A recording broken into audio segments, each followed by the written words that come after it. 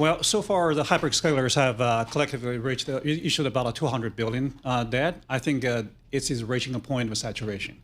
The bond market is throwing a tantrum. Look at the Cospier names like Oracle at a SpaceX, trading well over 200 basis points, and that is kind of in the high yield category, right? So if you think about what the street is projecting out, through 2030, 5.7, 5.8 trillion of a capex. Right. I honestly doubt, the bond market can finance even quarter of that. Give me that's really important statement. Yeah. Give me the granola, the granola of that. Give me the folks. It's a Tito and Tang. It's a hot day. Yeah. Give me the granularity of that, Mr. Tan. The idea that there's the buy side. They go to the banks go to the hyperscalers. What's the conversation right now between Wall Street banks and the Amazons, the Microsofts of the world? Well, I would imagine, I think that they're trying to, find financing for them from all corners of the, So the where's market. the new corner? Well, the new corner, there has been, a lot of private credit, financing. There's lease back, financing, and there's also certainly the public bond market. They're trying to find. I just had a overseas. 2006 vision there. When you say lease back, I'm like, you're kidding. Paul, save the interview. Yeah, save the accounting, lease back accounting. We have a transitioning Fed. What's your view of our new chairman and maybe how he may, and the various commissions may take this Federal Reserve?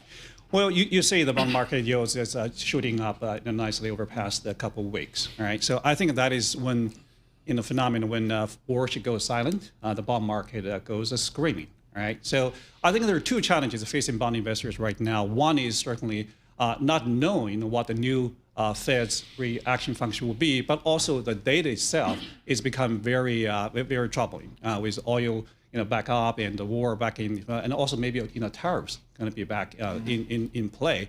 So with all this stuff going on, I think it's very rational for the bond market to say, you know what, I don't like what I'm saying, and I think the inflation story is not dead, is not down, and so we're driving bond yields up.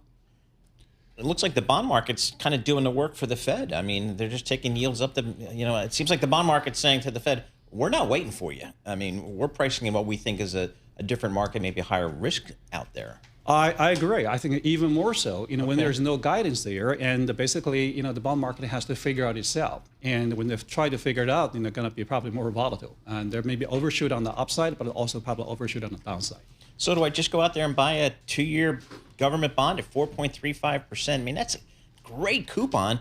Do I need to take any credit risk above and beyond that, do you think? I would agree with you. I think if you're super conservative, the 2-year government bond yield is very attractive. But if you want to take a little bit, more risk going out the curve, say 1 to 2 years, you can actually get a 5.25 to 5.5% of a yield in 1 to 2 year type of bond, fund, without taking much credit risk at all, right? So to me, that is probably the best part of the, the curve in the bond market. Stay on the front end and favor front end carry. But I look at the IN-GO function on the Bloomberg terminal, and the best performance out there in your world of fixed income is still in high yield, U.S. high yield, more than 2% total return. Which is true. Look at the credit market in general, the fundamentals are still pretty solid, right? So there is still very much of a carry market, right? In the carry market, a higher yield would give you a nice return. So, but the question is, as the AI spending goes up, more bonds get issued, will the whole market be kind of dragged up higher in terms of the spreads?